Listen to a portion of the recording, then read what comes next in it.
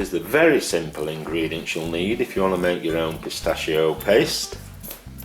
Pistachios, funnily enough, if you're going to make it for a sweet or a pudding or something, you want some honey and some water.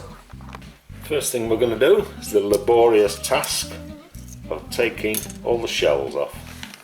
To remove the rest of the skins of the pistachios, this is if you're after that vivid green colour.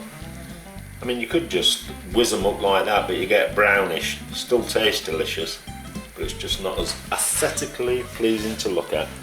So into boiling water for around a minute, and then we're going to immediately plunge them into cold water. As I said, when they've had a minute, take them out of that, get some cold water and plunge them into there.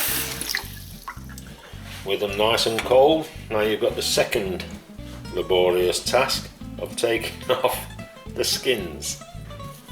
With your nuts nicely peeled, just put them on to some kitchen roll and just dab them dry, because then they're going into a blender.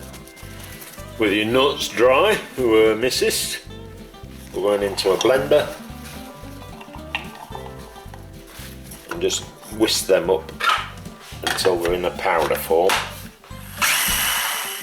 So when it's looking something like that, you're going in with your water and your honey mixed into there. See if we can't make it a bit more paste-like.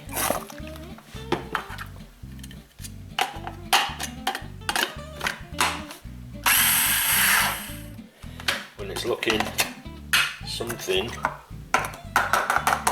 like that, you can then use it in a variety of ways, especially with sweets. Just pop it into a glass jar or a container and enjoy.